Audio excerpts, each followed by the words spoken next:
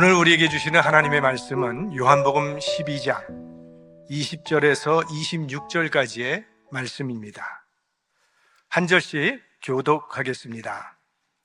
명절에 예배하러 올라온 사람 중에 헬라인 몇이 있는데 저희가 갈릴리 베세다 사람 빌립에게 가서 청하여 가로되 선생이여 우리가 예수를 배웁고자 하나이다 하니 빌립이 안드레에게 가서 말하고 안드레와 빌립이 예수께 가서 여짜온대 예수께서 대답하여 가라사대 인자의 영광을 얻을 때가 왔도다. 내가 진실로 진실로 너희에게 이르노니 한 알의 밀이 땅에 떨어져 죽지 아니하면 한 알 그대로 있고 죽으면 많은 열매를 맺느니라. 자기 생명을 사랑하는 자는 잃어버릴 것이요 이 세상에서 자기 생명을 미워하는 자는 영생하도록 보존하리라. 다 같이요. 사람이 나를 섬기려면 나를 따르라. 나 있는 곳에 나를 섬기는 자도 거기 있으니니 사람이 나를 섬기면 내 아버지께서 저를 귀히 여기시리라. 아멘. 예수님께서는 이 공생의 3년 동안에 유대 나라에서 가장 주목을 받던 분이셨습니다. 특히 요한복음 11장 이후는 그 관심이 최고조에 이르렀던 시기였습니다. 그 이유는 요한복음 11장에 예수님께서 죽었던 나사로를 살리셨기 때문입니다.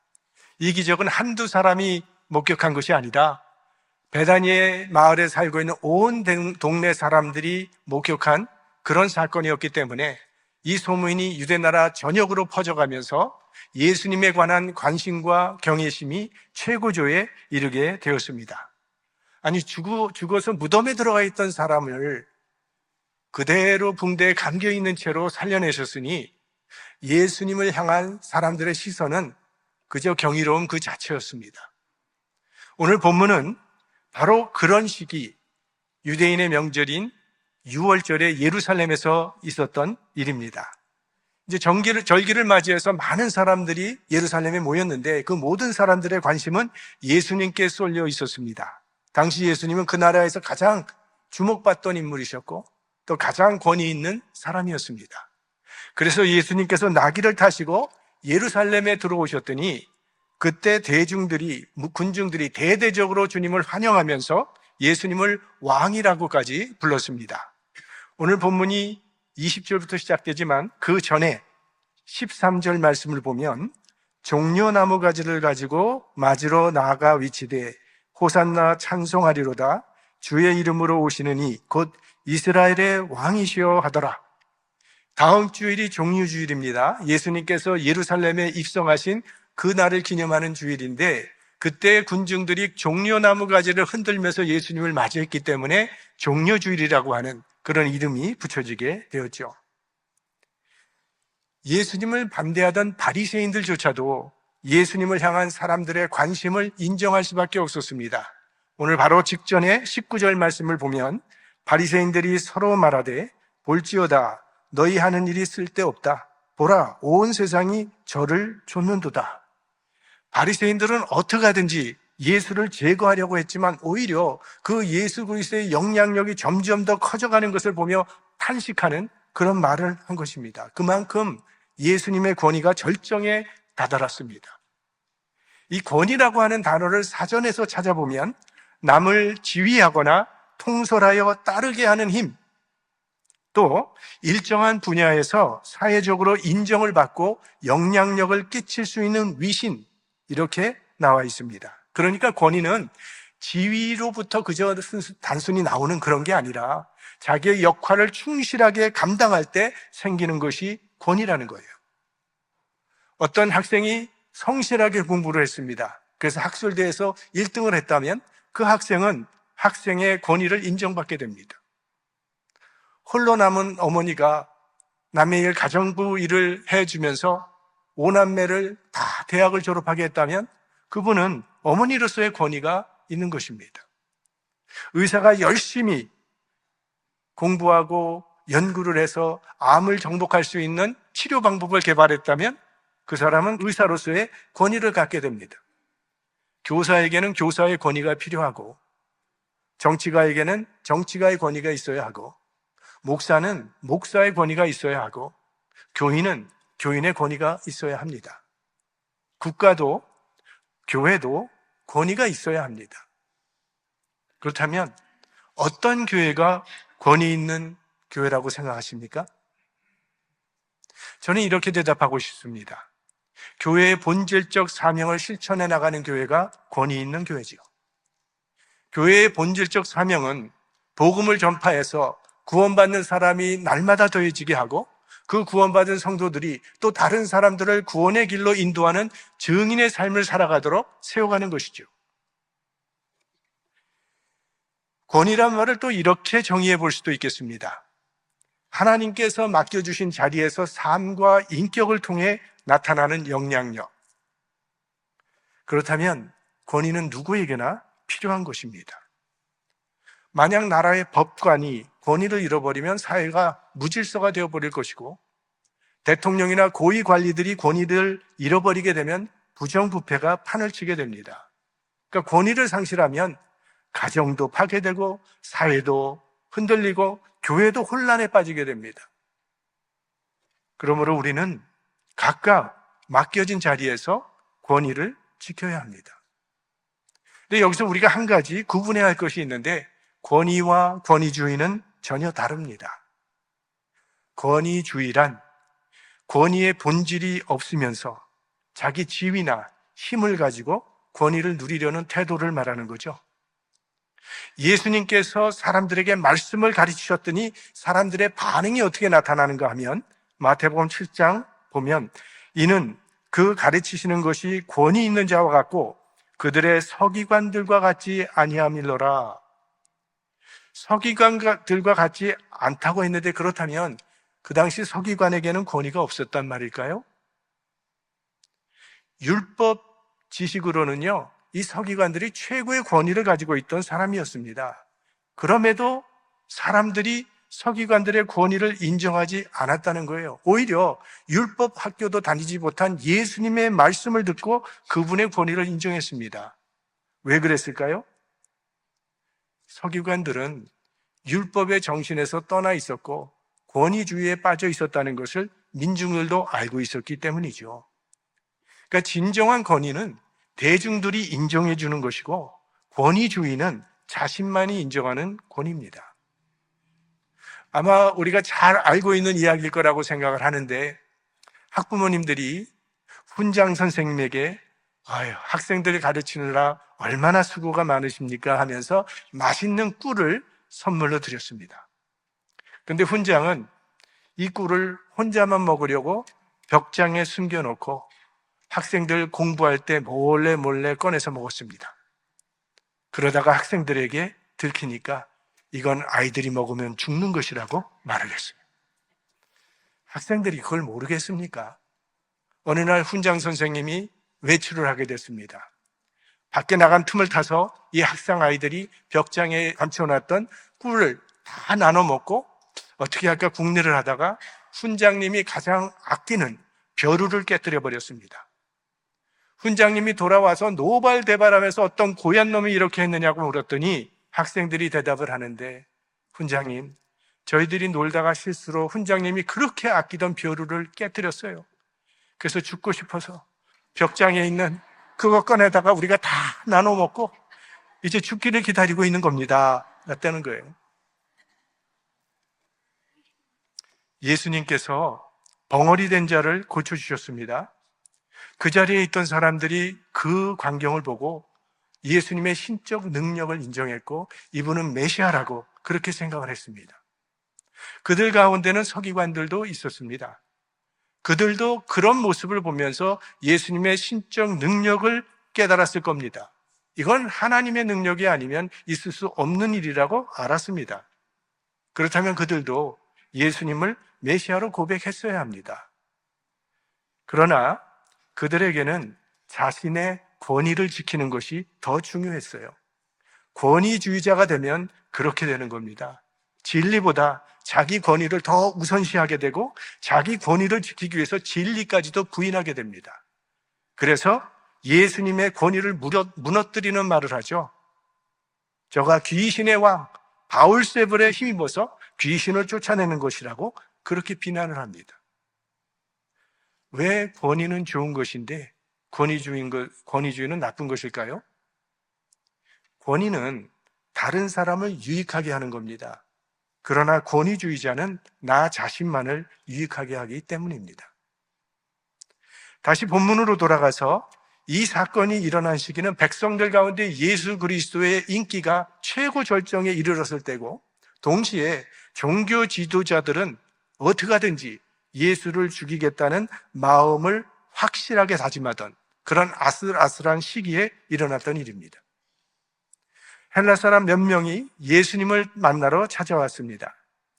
이 예수님의 권위가 유대인을 넘어서 이제 이방 사람들에까지 퍼져 있었다는 것을 알 수 있는 대목입니다. 당시 예수님을 직접 만나기는 쉽지 않았던 것 같습니다. 그래서 이들이 예수님의 제자 중에 빌립을 찾아가서 청혼을 했습니다. 왜냐하면 빌립이 오늘 본문에 나오는 바와 같이 헬라 문화권에 인접해 있는 베세다 출신이었기 때문에 다리가 되기 쉽겠다라고 해서 빌립을 찾아왔던 것입니다. 그리고 빌립은 그들의 요청을 안드레에게 또 알려줍니다. 왜냐하면 안드레 역시 베세다 출신이기 때문입니다. 그래서 빌립과 안드레가 예수님께 찾아가서 청을 올립니다. 그런데 이 헬라 사람들이 왜 예수님을 찾아왔을까라는 의문이 생깁니다. 본문엔 자세히 나오지 않지만 여기에 전해 내려오는 전설이 하나 있습니다. 헬라 왕국에는 에데사라고 하는 나라가 있었습니다. 근데 그 나라에 큰 문제가 하나 생긴 겁니다. 그 나라를 다스리는 왕이 문둥병에 걸렸습니다. 그래서 이 문제를 어떻게 해결할 것인가 고민하던 가운데 예수라는 분이 문둥병을 고친다는 그런 소문을 듣게 된 것입니다. 그래서 그 왕이 그분 모셔오라고 왕명을 받고 지금 사절단이 온 것입니다. 그리고 이 사절단이 왕의 편지를 하나 가지고 왔는데 그 편지에는 뭐라고 써있냐 하면, 예수님, 당신이 행하시는 기적의 소문을 들었습니다. 당신이 하나님의 아들이요 메시아라는 사실을 저는 믿습니다. 유대인들의 위협이 있다고 하는데 제 나라로 오셔서 제 병도 고쳐주시고 저와 함께 평안히 지내시지 않겠습니까? 유대 종교 지도자들이 예수님을 죽이려 한다는 사실을 그 사람도 알고 있었기 때문에 이런 때에 자기 나라로 피신을 와서 자신 병도 고쳐주시고 여생을 편안히 함께 지내신 것이 어떻겠냐는 그런 요청입니다. 만약 예수님께서 이 요청대로 에데사라고 하는 왕국에 가셨다면 왕의 문둥병은 틀림없이 나았을 것입니다. 그리고 예수님은 그곳에서 최고의 대접을 받으면서 왕의 고문이 되어서 편안하게 여생을 지내실 수 있었을 것입니다. 자, 이 헬라 사람들의 요청이 예수님의 제자들에게는 매우 반가운 소식으로 들렸을 것입니다. 드디어 우리 예수님께서 권세를 얻으실 때가 왔다고 생각을 했을 겁니다. 그래서 여론을 모아서 예수님께 구한 겁니다. 그런데 예수님은 제자들의 기대와는 정반대로 땅에 떨어지는 밀알의 진리로 대답을 하신다는 겁니다. 24절 말씀 우리 함께 보도록 하겠습니다. 내가 진실로 너희에게 이르노니 한 알의 밀이 땅에 떨어져 죽지 아니하면 한 알 그대로 있고 죽으면 많은 열매를 맺느니라. 여기 땅에 떨어져라는 말씀이 나오는데 누가 땅에 떨어지고 싶겠습니까? 다 올라가고 또 올라가고 싶은 것이 사람의 마음인데, 그 다음에 예수님께서는 죽으면 누가 죽고 싶겠습니까? 다 살고 싶은데, 이게 그렇게 실천하기 어렵기 때문에 이걸 실천하는 것이 진정한 권위라고 지금 말씀하고 계신 것입니다. 이것은 장차 예수님께서 가실 십자가의 길을 말씀하신 것이죠. 예수님께서는 십자가에서 죽으심으로 많은 생명을 살리시는 길을 선택하셨습니다. 세상은 높아지는 것을 권위라고 생각하지만 예수님께서는 낮아지고 죽는 것을 통해서 진정한 권위를 우리에게 보여주신 것입니다. 예수님의 말씀의 특징 중에 하나가 역설적, 패러독스라는 거죠. 역설적이란 겉으로는 말이 안 되는 것처럼 들리지만 사실은 진리가 되는 내용을 우리는 역설이라고 말을 합니다. 누구든지 자기를 높이고자 하는 자는 낮아질 것이고 누구든지 자기를 낮추는 자는 높아질 것이다. 누구든지 오늘 말씀에 나오는 대로 자기 생명을 사랑하는 자는 잃을 것이요 자기 생명을 미워하면 영원히 보존하리라. 말의 문맥이 맞지 않습니다. 하지만 진리입니다.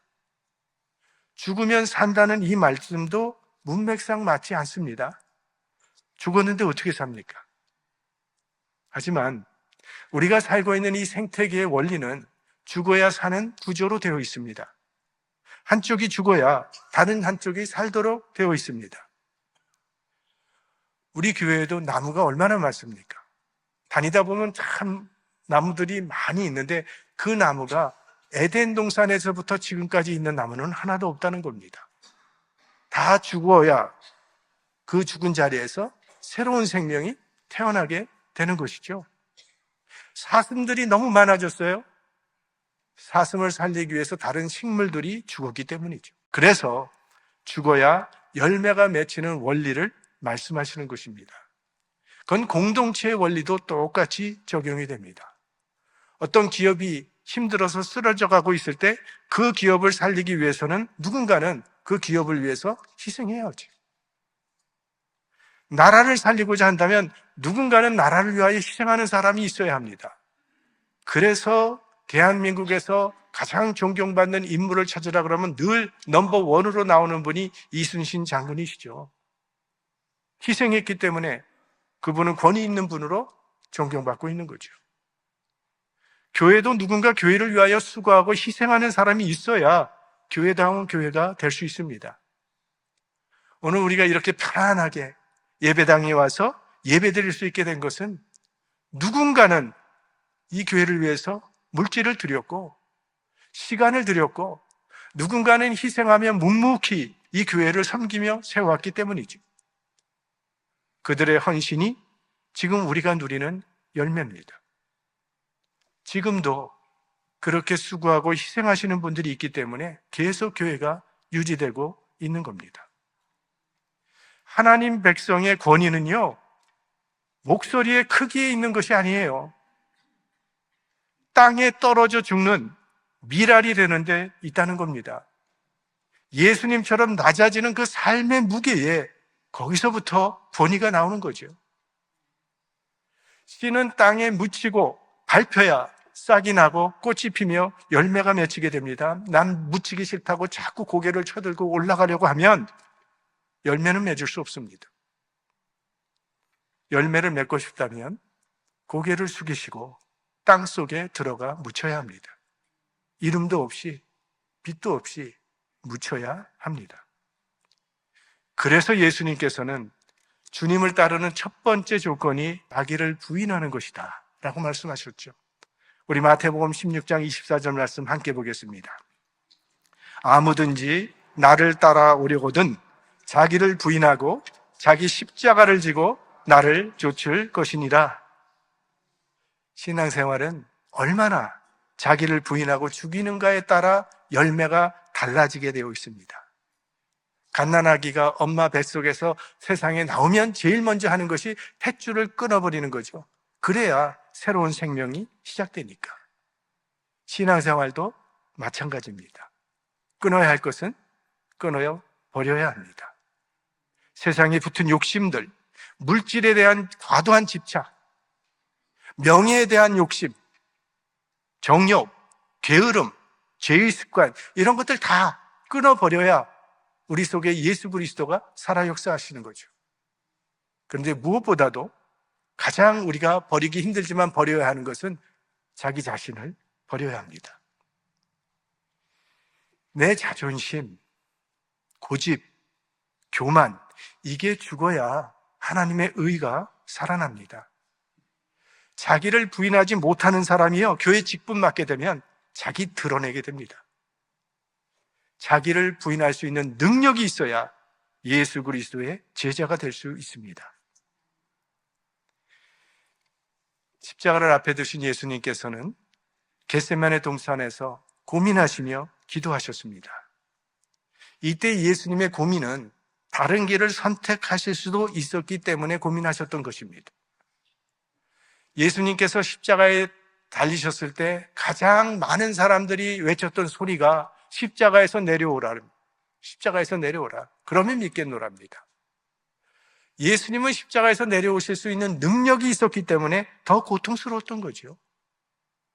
자기를 버리고 십자가를 질 것인가? 아니면 십자가를 버리고 자기를 지킬 것인가? 마침내 예수님은 자신을 버리십니다. 나의 원대로 마옵시고 아버지의 원대로 하옵소서. 그리스도인의 능력이 뭡니까? 병을 고치고 예언을 하고 방언을 하고 기적을 일으키는 것을 그리스도인의 능력이라고 말을 하지만 사실 능력 중에 가장 큰 그리스도인의 능력은 자기를 부인하는 능력입니다. 하나님의 뜻을 세우기 위해서 자기를 내려놓을 수 있는 사람, 그 사람이 진정 능력 있는 예수 그리스도의 제자입니다. 아까 에데스 왕의 전설 말씀드렸는데 후속 이야기가 궁금하시죠? 예수님께서는 에데스의 왕국에 가지는 않으셨지만 편지로 답장을 보내셨다고 합니다. 지금은 내가 하나님께서 맡기신 사명을 완수하기 위해서 에데스 왕국에 갈 수는 없지만 이후에는 내가 내 제자를 보내서 그대와 그대의 백성을 구원해 주겠다고 약속을 하셨다고 합니다. 그리고 십자가에 달리신 후 부활 승천하신 후에 예수님의 70인 제자 중에 한 사람인 다데오라고 하는 사람이 이 에데스아에 가서 그 왕의 문둥병을 고쳐주고 헬라 왕국, 그 왕국을 복음화했다고 전해지고 있습니다. 하지만 그거는 전설이고요. 오늘 본문에 의하면 헬라 왕국으로 예수님을 모셔가려는 시도에 대한 예수님의 분명한 답변이 26절 말씀에 나옵니다. 같이 보겠습니다. 사람이 나를 섬기려면 나를 따르라. 나 있는 곳에 나를 섬기는 자도 거기 있으리니 사람이 나를 섬기면 내 아버지께서 저를 귀히 여기시리라. 헬라 사람들은 예수님께서 자기 나라로 와주시기를 원했는데 예수님께서는 나를 너희들 있는 곳으로 오라 하지 말고 너희들이 나 있는 곳으로 오라 말씀하십니다. 이 말씀의 뜻은 예수님을 자기의 필요를 채우는 수단으로 삼지 말라는 그런 말씀입니다. 예수님은 우리가 따라야 할 주님이시지 우리의 꿈이나 욕망을 이루기 위한 수단이나 도구가 아니라는 그런 말씀이에요. 그러니까 예수님을 도구로 삼는 신앙을 가지서는 안 된다, 이런 뜻이죠. 예수를 도구로 삼는 신앙이란 내가 원하는 그것, 그게 성공이든지 물질이든지 건강이든지 어떤 복을 얻기 위해서 예수님을 수단으로 활용하는 신앙, 이런 신앙의 중심에는 내가 있는 겁니다. 신앙의 중심이 나에게 있는 것, 마치 예수님을 우산처럼 사용하는 겁니다. 평소에는 우산은 구석에 이렇게 치워두었다가 고난의 비가 내릴 때는 그 비를 피해야 되니까 우산을 사용하는 거죠. 비가 그치면 또 우산은 짐이 되니까 또 구석에 치워두는 것. 예수님께서 베드로가 예수님을 하나님의 아들로 고백하는 놀라운 위대한 고백을 한 후에 예수님께서 내가 이제 죽을 것이라는 예언을 했을 때 베드로가 강력하게 예수님을 막았습니다. 그때 예수님께서는 베드로를 사탄아 물러가라고 하면서 엄하게 책망하셨습니다.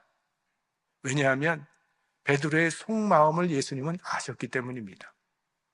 물론 베드로가 제자로서 스승인 예수님을 생각하는 그런 마음도 물론 있었을 겁니다. 하지만 그 이면에는 더 큰 마음은 예수님보다 자기를 생각하고 있었던 거예요.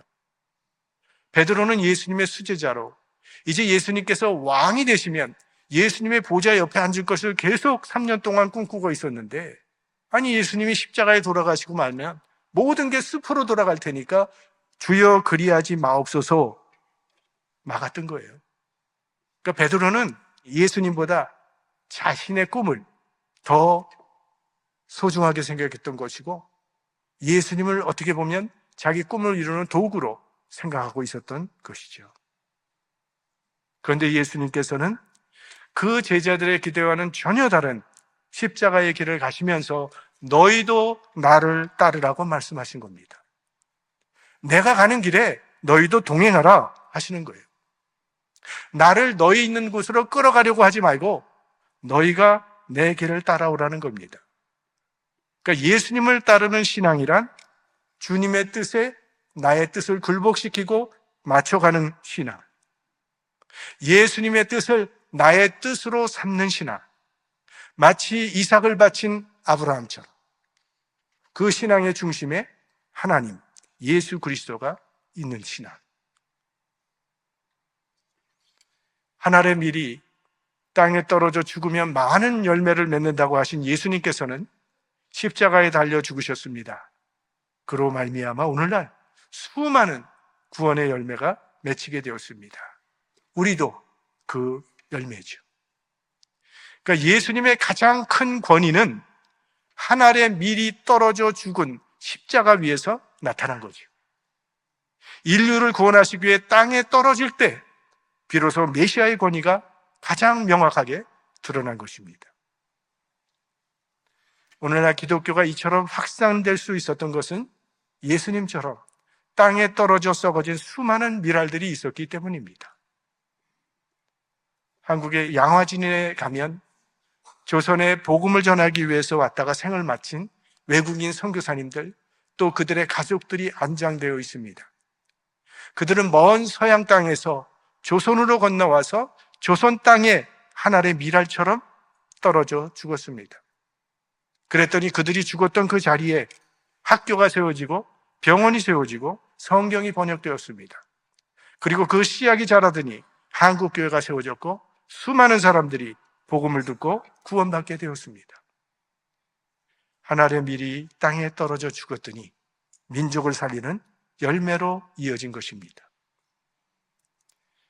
지금은 우리 주님의 고난을 묵상하는 사순절을 지내고 있습니다. 나를 따르라 하셨는데 과연 우리는 주님을 따르고 있는지, 자기 자신을 따르고 있는지 돌아볼 수 있기를 바랍니다.